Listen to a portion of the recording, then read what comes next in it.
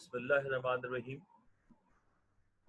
Last time हमने बेटा जो आपकी क्लास हुई थी, इस क्लास में हमने हाइड्रोजन का चैप्टर शुरू किया था। चैप्टर नंबर 2 हमने शुरू कर दिया था और उसमें एक बहुत इम्पॉर्टेंट टॉपिक हम डिस्कस कर चुके थे और वो टॉपिक था position of hydrogen in periodic table.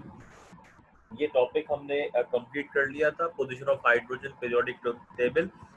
अब इस हाइड्रोजन के चैप्टर में जो मेजर टॉपिक्स आपको बताए थे मैंने, एक पोजीशन ऑफ हाइड्रोजन था, इसके अलावा प्रिपरेशन ऑफ हाइड्रोजन है, इसके साथ आइसोटोप्स ऑफ हाइड्रोजन है, और उसके बाद जो है अब वो हम पढ़ेंगे हाइड्राइड्स और चैप्टर हमारा कंप्लीट हो जाएगा।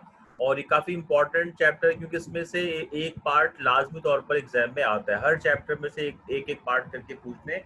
कुछ चैप्टर्स ऐसे हैं जिसमें नंबर ऑफ पार्ट ज्यादा आते हैं पेपर में, और बाकी मैंने आपसे कहा था कुछ टेक्निकल चीजें हैं। जब आप चैप्टर 5 पढ़ लेंगे तो फिर आपको 5 ईयर की जो टेक्निक्स है वो समझ में आएगी। और ऑल्दो मैंने आपसे ये बात भी कही थी कि आपने जो चैप्टर 1 पढ़ लिया है इसको 5 ईयर से कंसल्ट करें और उसमें जो प्रॉब्लम है वो आप शेयर करें।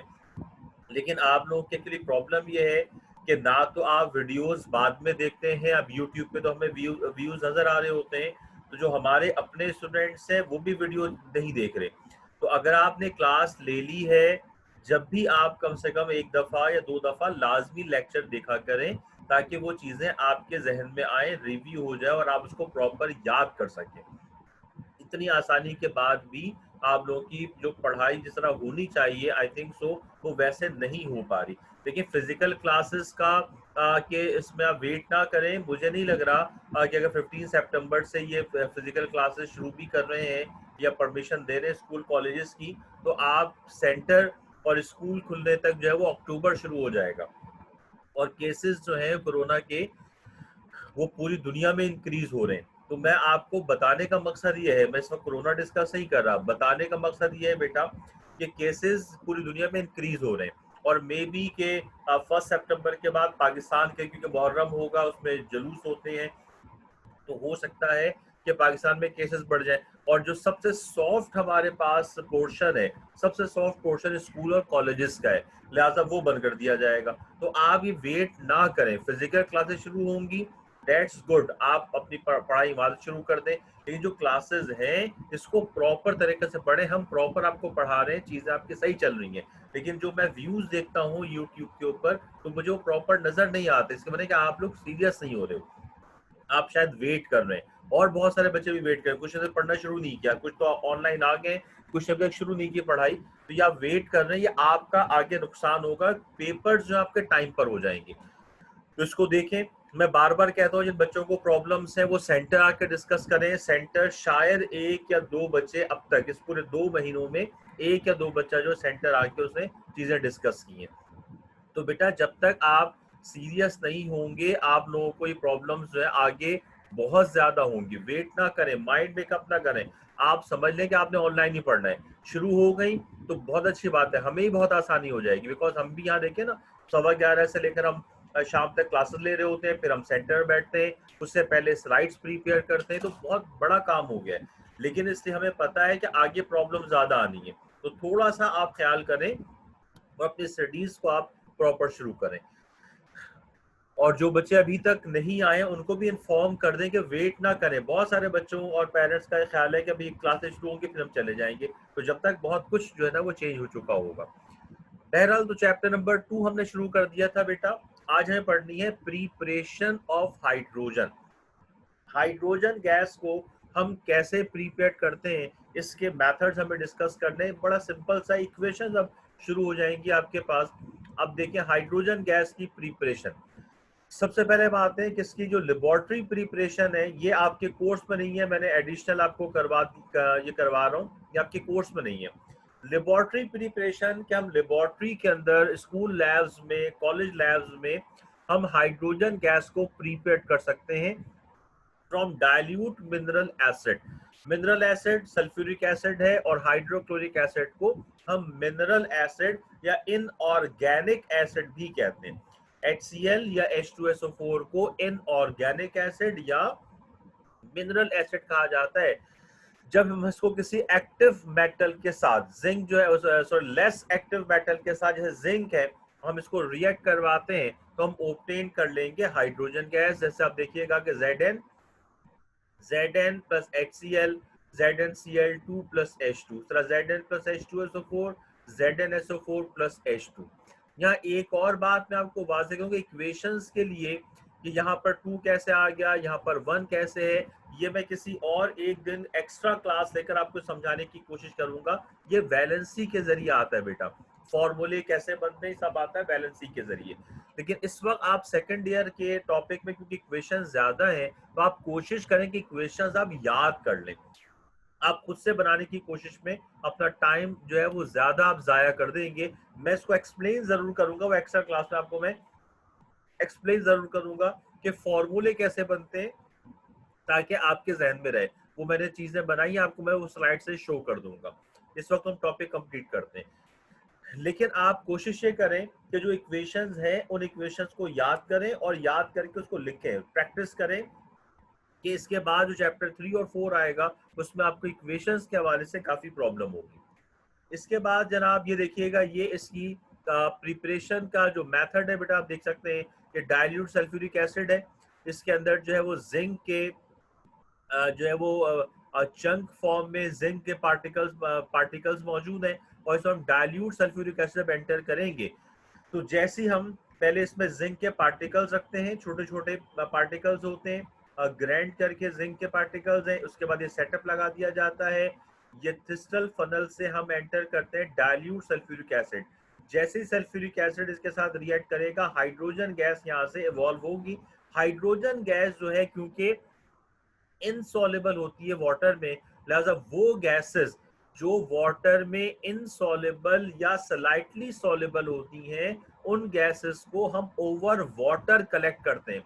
अगर आपको याद हो हमने Dalton's law of partial pressure पढ़ा था जिसमें डाल्टन्स लॉ की एप्लीकेशन थी कि जब हम किसी गैस को ओवर वाटर कलेक्ट करेंगे तो ये वाटर में से पास होकर आएगी तो ये मॉइस्ट गैस कहलाती है और इस मॉइस्ट गैस में वाटर का प्रेशर होगा और इस गैस का अपना प्रेशर होगा। लिहाजा इस गैस के प्रेशर को अगर हमें ड्राई गैस का प्रेशर निकालना है तो ड्राई गैस के प्रेशर के लिए हम क्या करेंगे कि डाल्टन्स लॉ के जरिए हम ड्राई गैस का प्रेशर निकालेंगे। लिहाजा हाइड्रोजन गैस को याद रखिएगा, ये एमसीक्यूज में शायद पूछ सकते हैं कि हाइड्रोजन गैस को जो हम कलेक्ट करते हैं तो इसको कलेक्ट किया जाता है अगर लेबोरेटरी प्रिपरेशन है तो हाइड्रोजन गैस को ओवर वाटर कलेक्ट करते हैं। इसे हम कलेक्ट करते हैं ओवर वाटर। ये बबल्स हैं, जैसे जैसे गैस ऊपर जाती जाएगी ये गैस जार एक्चुअली पूरा फिल्ड होता है वाटर से, जब गैस के बबल्स ऊपर जाएंगे तो पानी नीचे आता जाएगा और जब गैस जार एम्प्टी हो जाएगा जिससे पानी का कोई मॉलिक्यूल मौजूद नहीं होगा तो उसके माने ये होंगे कि इसके अंदर जो है वो हाइड्रोजन गैस मौजूद है। इसके बाद एक और मेथड है फ्रॉम एल्कली कि जब हम एल्कली हम कहते हैं, ये आपको बताई थी बात मैंने कि ऐसे बेसिस जो वाटर में सॉल्युबल होते हैं उनको एल्कलीज कहते हैं। जब हम एल्कलीज को लाइक सोडियम हाइड्रोक्साइड बहुत इंपॉर्टेंट बेस या एल्कली है, इसको हम जब एल्यूमिनियम और जिंक से रिएक्ट करवाएंगे हम ऑब्टेन करेंगे हाइड्रोजन गैस। ये हाइड्रोजन गैस की प्रिपरेशन है, लेबोरेटरी प्रिपरेशन है, इसे आपने याद नहीं करना। सिर्फ ये याद रखिएगा कि हाइड्रोजन गैस को हम लेबोरेटरी में जब प्रिपेयर करते हैं तो हाइड्रोजन गैस कलेक्ट होती है ओवर वाटर। हाइड्रोजन गैस की लेबोरेटरी प्रिपरेशन में hydrogen gas over water collect होती है। ओके, इसके बाद ये इंपॉर्टेंट चीज आगे इसकी इंडस्ट्रियल प्रिपरेशन। इंडस्ट्रियल प्रिपरेशन, हाँ राफिया कहिए बेटा। राफिया सर मुझे ये पूछना था कि जिस तरह HCl और H2SO4 मिनरल, कुछ कह रही हो आप? सर मैं ये कह रही हूँ कि जिस तरह HCl और H2SO4 मिनरल एसिड है, लिखने में इसको जवाब देता हूँ।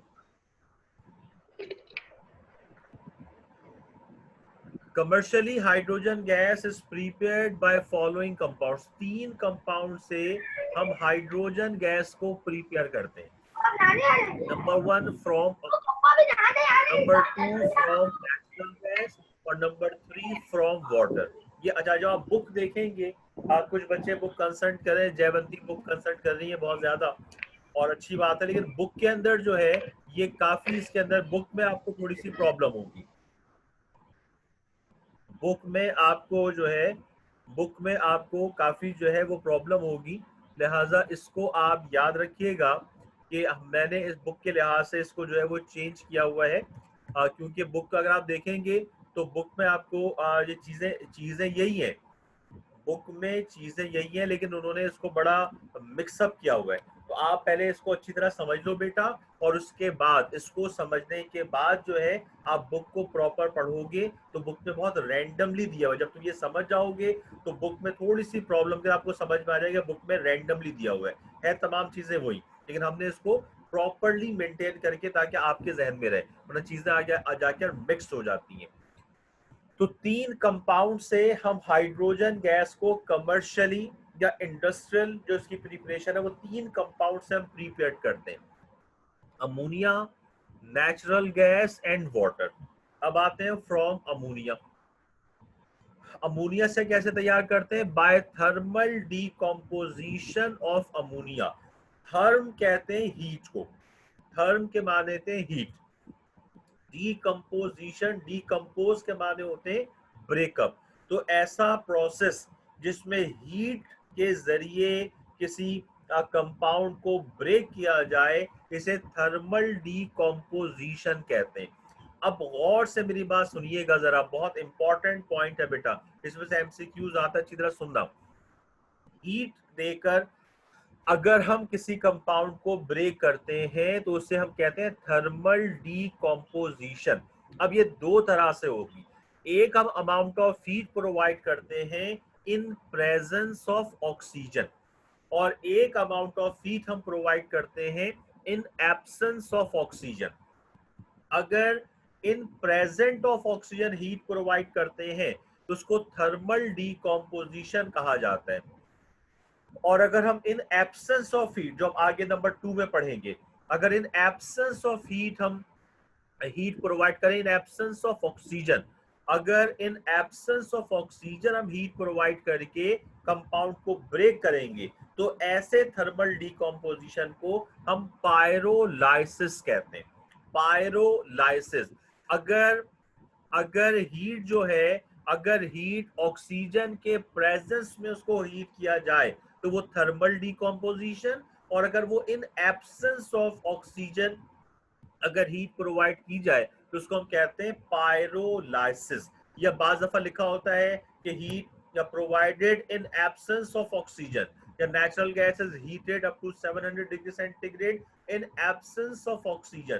तो अगर ऑक्सीजन एब्सेंट है तो ऐसा जो प्रोसेस है उसे पायरोलाइसिस कहेंगे। ठीक है बेटा, अब देखिए क्वेश्चंस आनी शुरू हो जाएंगी भाई। The vapours of ammonia, the vapours of ammonia when heated at 1000 degree centigrade and pass over active catalyst give hydrogen gas। ये देखिएगा यहाँ पर हम समटाइम्स में हम निकल को एज अ कैटलिस्ट के यूज कर सकते हैं। तो अमोनिया को जब हम 1000 डिग्री सेंटीग्रेड तक हीट करते हैं तो अमोनिया डीकम्पोज हो जाती है नाइट्रोजन में और हाइड्रोजन में। ठीक है, इस तरह ये रिवर्सिबल प्रोसेस होता है। आपने, अगर आपको याद हो फर्स्ट ईयर चैप्टर नंबर 6 ली चैटेलियर प्रिंसिपल, कि ये हैबर्स प्रोसेस होता है रिवर्स में, कि जब नाइट्रोजन और हाइड्रोजन को स्पेसिफिक कंडीशंस पे कंबाइन करते हैं तो हम ऑब्टेन करेंगे अमोनिया, और जब अमोनिया को 1000 डिग्री सेंटीग्रेड तक हीट किया जाता है तो हम ऑब्टेन क्या करेंगे? Nitrogen and hydrogen gas.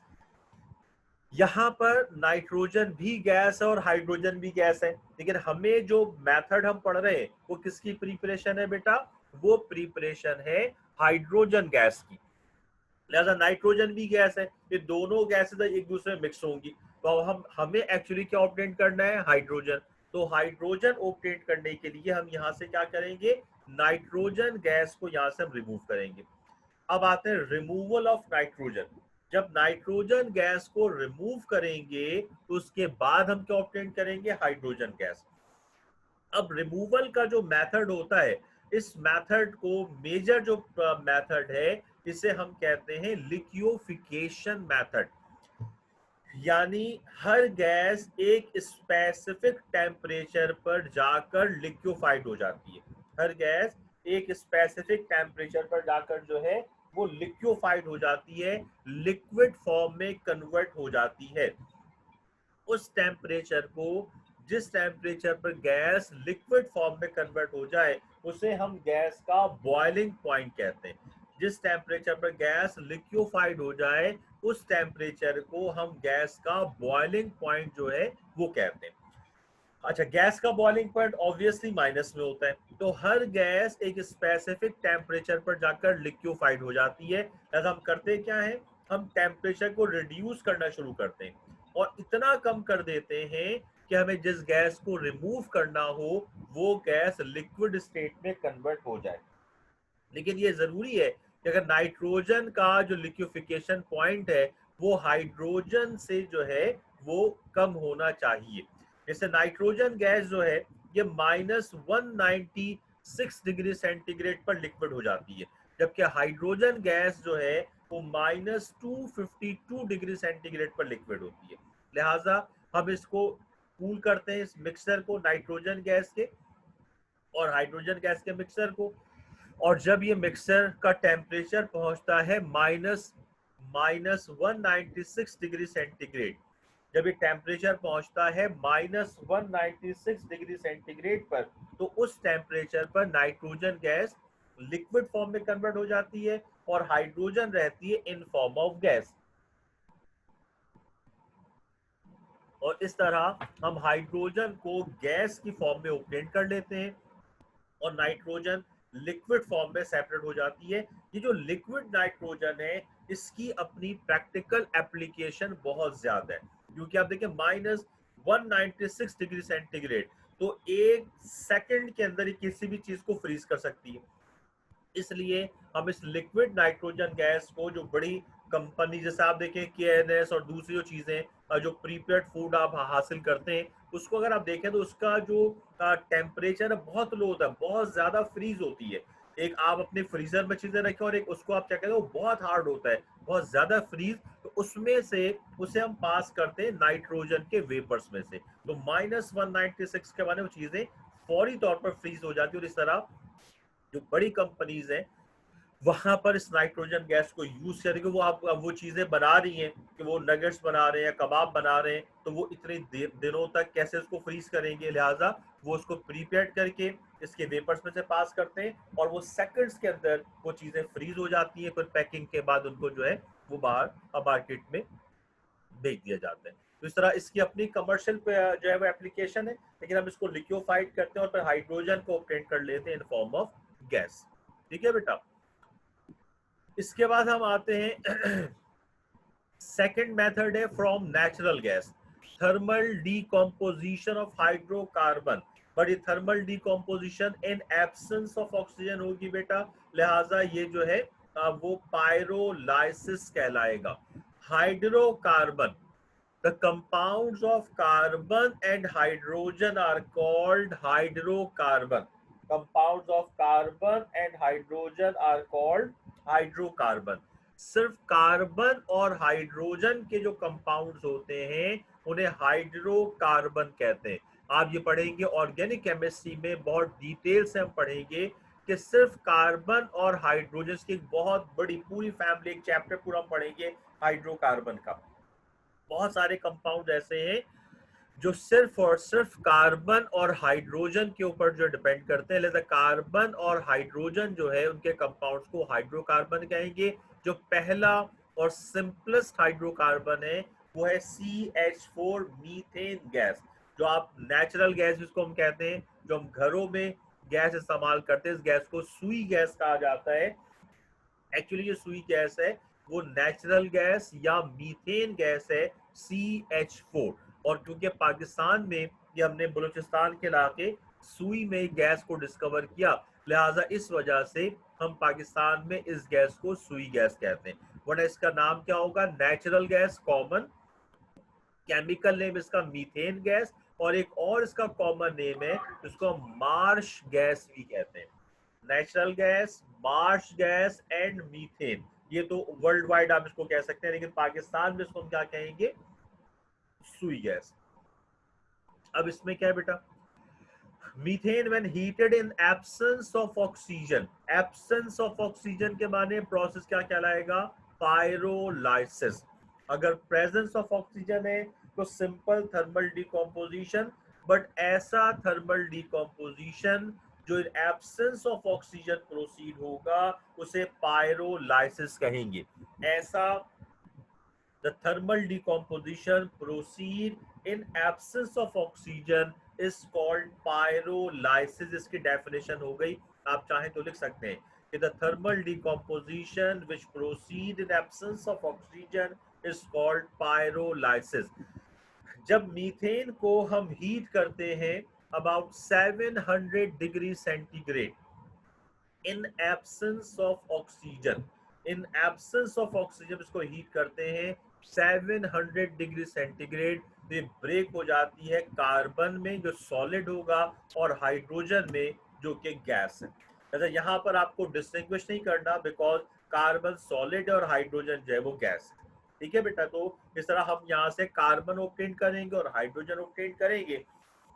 अच्छा, अब देखिए कि हम घरों में मीथेन कैसे इस्तेमाल कर रहे हैं, तो क्या घर के अंदर कार्बन आपने कभी देखा कार्बन बनते हुए या हाइड्रोजन गैस इवॉल्व होते हुए या मीथेन को डिकम्पोज होते हुए? तो याद रखना कि आप जो घरों में स्टोव इस्तेमाल करते हैं उसका टेम्परेचर ऑब्वियसली बहुत ज्यादा होगा, लेकिन वह मीथेन गैस ब्रेक नहीं होती।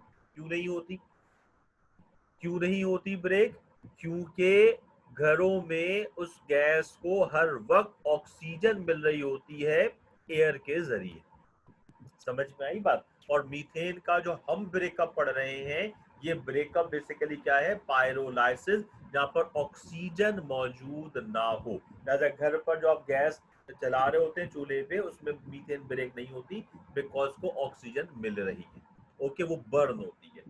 तो जब इसको एब्सेंस ऑफ ऑक्सीजन हीट करेंगे हम, तो हम क्या ऑब्टेन कर लेंगे, कार्बन एंड हाइड्रोजन। अब देखें यहाँ पर हमने कार्बन ऑब्टेन किया, हम इस रिएक्शन को हम एक्चुअली ऑब्टेन कर रहे हैं, इस रिएक्शन की वजह क्या है कि हमें हासिल करनी है हाइड्रोजन गैस। लेकिन हाइड्रोजन गैस के दौरान हमने एक इंतहाई इंपॉर्टेंट चीज हासिल करनी, जिसको कार्बन है, इस कार्बन को कार्बन ब्लैक कहते हैं। इसकी कमर्शियल प्रिपरेशन, कमर्शियल यूज इसका बहुत ज्यादा है। लिहाजा अगर कोई ऐसा, अगर आप किसी एक सब्सटेंस को प्रिपेयर कर रहे हो और उसकी प्रिपरेशन के दौरान कोई दूसरा ऐसा सब्सटेंस हासिल कर ले जो जिसकी कमर्शियल इंपॉर्टेंस हो, इंडस्ट्रियल इंपॉर्टेंस हो, तो उसे हम बाय प्रोडक्ट कहते हैं। तो हाइड्रोजन गैस के साथ हमने ऑब्टेन कर लिया carbon. This carbon is also called carbon black and it is the by product of this reaction.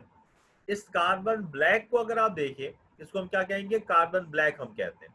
This is the most commercial method for preparation of hydrogen gas because carbon obtained in this method is known as carbon black and is used in rubber industry, pigment for ink, plastic, paint, and typewriter ribbon, typewriter ribbon, carbon paper, etc. And also in the जो है वो tyre industry में भी इसको हम इस्तेमाल करते हैं by the grouping of the tyre.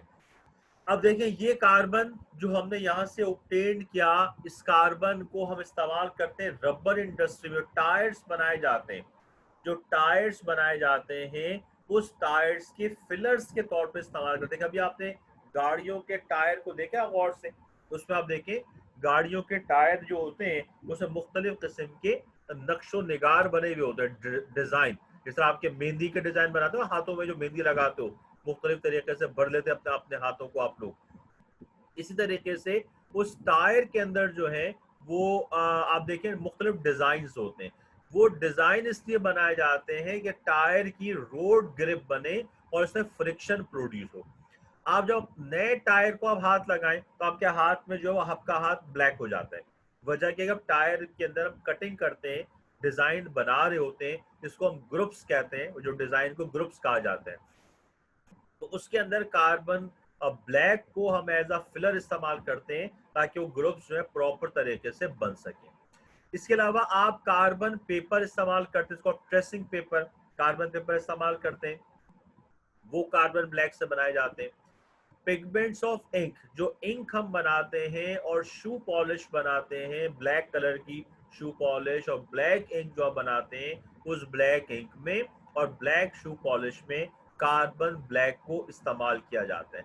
जो टाइपराइटर, अगर कभी आपने देखा हो टाइपराइटर, तो टाइपराइटर में जब आप क्लिक करते हैं तो टाइपराइटर के ऊपर एक रिबन लगी हुई होती है जो उस निडल को जो है वो प्रिंट करती है पेपर पे, तो वो टाइपराइटर रिबन जो है वो भी कार्बन ब्लैक से बनाई जाती है। या आपने घर में यकीनन कंप्यूटर्स प्रिंटर होगा, तो प्रिंटर के जो कार्टेजेस होते हैं उसके ऊपर जो ब्लैक कलर का आप देखिए कार्टेज चल रहा होता है, जो जो प्रिंट कर रहा होता है, वो भी कार्बन ब्लैक से बनाया जाता है। उसके अंदर जो पाउडर आप इस्तेमाल करते हैं प्रिंटर के अंदर, आप जो पाउडर इस्तेमाल करते हैं ब्लैक कलर का, वो पाउडर भी कार्बन ब्लैक ही होता है।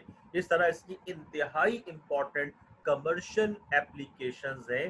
जैसे कार्बन ब्लैक जो है यहाँ पर ये बाय प्रोडक्ट है, और ये हाइड्रोजन गैस को नॉर्मली बहुत सारी कंट्रीज में जहाँ पर नेचुरल गैस प्रॉपर मौजूद है, हाइड्रोजन गैस को प्रिपेयर करने का ये एक बड़ा इम्पॉर्टेंट कमर्शियल मेथड है। ये हमारे पास दो कंपाउंड हमने पढ़ लिए बेटा, एक नेचुरल गैस और दूसरा क्या हमने पढ़ा, फ्रॉम अमोनिया। ये दो कंपाउंड्स हैं जो अलग अलग एग्जाम में आ सकते हैं। अब सब कम आए हैं लेकिन हो सकता है पूछ लिया जाए। ये दो कंपाउंड हमने आज डिस्कस किए। इसके बाद जो तीसरा कंपाउंड है ये है फ्रॉम वाटर। अच्छा, वाटर से डायरेक्टली प्रिपेयर नहीं कर रहे हम, बल्कि वाटर के जरिए फिर चार मेथड है। जब तुम अपनी बुक कंसल्ट करोगे तो बुक में टोटल 6 मेथड्स की प्रिपरेशन दी गई है। 6 मेथड्स हैं, लेकिन वो बड़ा मिक्सअप करके दिया हुआ है। तो मैंने उस 6 मेथड्स को पहले 3 कंपाउंड में डिवाइड कर लिया, क्योंकि 4 ऐसे मेथड हैं जहां पर वाटर यूज हो रहा है। उन्होंने हर एक को स्प्रेड कर दिया बुक में। लिहाजा मैंने क्या किया है कि जो वाटर की प्रिपरेशन, वाटर से जो प्रिपरेशन होगी, इस वाटर से प्रिपरेशन को हमने अलग कर दिया है। तो 4 मेथड्स हैं जिनके जरिए हम वाटर से हाइड्रोजन गैस को प्रिपेयर करेंगे। पहला है by action of steam on coke, second है steam hydrocarbon process, steam methanol process and by electrolysis of water. ये 4 मेथड ये हो गए बेटा, और 2 मेथड जो हमने पहले पढ़े from ammonia, from natural gas. इस तरीके से टोटल क्या हो गया आपके पास, 6 मेथड्स हो गए आपको हाइड्रोजन गैस प्रिपेयर करने की। समझ में आ रही है बात? जब बुक आप देखेंगे तो बुक के अंदर जो है वो तमाम चीजें जो है, बुक के अंदर ये तमाम चीजें जो है वो आपको रैंडमली नजर आएंगे। एक दफा बुक पढ़ लेना, चीजें यही है बट वो रैंडम है। तो 4 मेथड जो है वो वाटर के जरिए। अब हम आते हैं जनाब, पहले हम शुरू करते हैं bye action of steam on Coke. Coke हम कहते हैं कार्बन, या इन कॉमन वर्ड कोक हम कहते हैं कोयला। कोल एंड कोक, इन दोनों के मायने कोयला। एक जो कोक या कोयला है ये हम ऑब्टेन करते हैं बाय द वुड, जो लकड़ियों को जलाकर आप हासिल करेंगे उसको कोक कहा जाता है। और कुछ ऐसे जो है वो कार्बन है जो माइंस में से हासिल करते हैं, उसे कोल कहा जाता है। ये हम आगे जाकर ऑर्गेनिक में इसको डिटेल से पढ़ेंगे। स्टीम के माने वाटर होते हैं, वाटर सॉलिड फॉर्म में है तो आइस है, वाटर लिक्विड फॉर्म में है तो वाटर है, वाटर गैस फॉर्म में है तो स्टीम है। तीनों स्टीम, आइस और वाटर, इन तीनों का फॉर्मूला H2O होगा। अगर सॉलिड फॉर्म में वाटर है तो आइस, लिक्विड फॉर्म में है तो वाटर, और गैस की फॉर्म में है तो steam. Bye action of steam on Coke. अब देखते हैं कि जनाब क्या होगा कि when steam is passed over red hot coke at about 1000 degree centigrade, 1000 degree centigrade पर स्टीम को जब हम रेड हॉट कोक उसको बर्न कर ले, जब रेड हॉट हो जाए उसमें से 1000 डिग्री सेंटीग्रेड में स्टीम पास करेंगे, अब mixture of hydrogen carbon monoxide is form which is called as water gas. इसमें हो क्या रहा है कि जो कार्बन और ये H2O स्टीम है बेटा, ये कार्बन रेड हॉट कोक में से हम 1000 डिग्री सेंटीग्रेड पर स्टीम को पास करते हैं, तो हम इसमें से चीजें अलग नहीं हो रही, बल्कि एक मिक्सर ऑब्टेन कर रहे हैं हम हाइड्रोजन गैस का और कार्बन मोनोऑक्साइड गैस का। इस मिक्सर को हम वाटर गैस कहते हैं। किसी जमाने में इस मिक्सर को एज अ फ्यूल के इस्तेमाल किया जाता था। लिहाजा water gas is the definition, याद रखिएगा, मैं आगे आपको बताऊंगा, लेकिन ये एग्जाम में डेफिनेशन आती हैं कि water gas is the mixture of hydrogen and carbon monoxide. लेकिन फिर वही बात है कि हमें तो हाइड्रोजन गैस हासिल करनी है, तो जब तक हम यहाँ से कार्बन मोनोऑक्साइड को रिमूव नहीं करेंगे हम हाइड्रोजन गैस हासिल नहीं कर पाएंगे। इसके बाद स्टीम हाइड्रोकार्बन प्रोसेस, ये इसमें दोनों में वाटर गैस आएगी, इसलिए हम रिमूवल को आखिर में पढ़ेंगे। Steam and hydrocarbon process, hydrocarbon क्या है? हाइड्रोकार्बन ने आपको बताया, हाइड्रोकार्बन के माने क्या है? Compounds of carbon and hydrogen, compounds of carbon and hydrogen is called hydrocarbon. अब इसमें देखिएगा, क्या mixture of steam and natural gas when passed over nickel catalyst at 900 degree centigrade, hydrogen has obtained along with carbon monoxide। इसमें क्या है बेटा, जब हम मीथेन गैस में से वाटर को पास करते हैं, वाटर के माने स्टीम को, अबाउट 900 डिग्री सेंटीग्रेड, तो फिर एक मिक्सर ऑब्टेन कर लेते हैं हाइड्रोजन गैस का और कार्बन मोनोऑक्साइड का। इस मिक्सर को वाटर गैस कहा जाता है। तो वाटर गैस की जो डेफिनेशन हो गई वो क्या हो गई? A mixture of carbon monoxide and hydrogen is called water gas. अब देखिए कि हम इस वक्त डिस्कस कर रहे हैं प्रिपरेशन ऑफ हाइड्रोजन, लेकिन इस प्रिपरेशन के दौरान हमने एक और चीज क्या ऑब्टेन कर ली है? Water gas. तो एग्जाम में ये सवाल ऐसे आ चुका है कि define water gas, define water gas and write two methods of preparation of water gas। अब एग्जाम के अंदर जो है, एग्जाम के अंदर वाटर बुक के अंदर वाटर गैस की प्रिपरेशन नहीं लिखी हुई है, यानी अलग से हेडिंग डाल के नहीं लिखी हुई है ये टॉपिक के दरमियान में, लेकिन एग्जाम में अलग से पूछेगा। तो बुक में कोई एक भी लाइन लिखी हुई हो ना बेटा अगर, तो वो उसको अलग से पूछा जा सकता है। ऐसी एग्जाम्पल्स आपको आगे भी नजर आएंगी, वो मैं आपको साथ साथ हाईलाइट करता जाऊंगा। लिहाजा बुक में प्रिपरेशन तो है, लेकिन हेडिंग किस चीज की है? प्रिपरेशन ऑफ हाइड्रोजन की। अब जब ये अलग से टॉपिक आ जाता है तो आप कंफ्यूज होते हैं। तो सबसे इंपॉर्टेंट चीज है जो आपको मैंने कहा था कि आप अपने आप पर कंट्रोल रखें, चीजें आपको याद होती हैं, उसे मैनेज कैसे करना है, ये सबसे इंपॉर्टेंट चीज है। लिहाजा जब हम स्टीम को पास करते हैं मीथेन गैस से ओवर 900 डिग्री सेंटीग्रेड, हम ऑब्टेन क्या कर लेते हैं?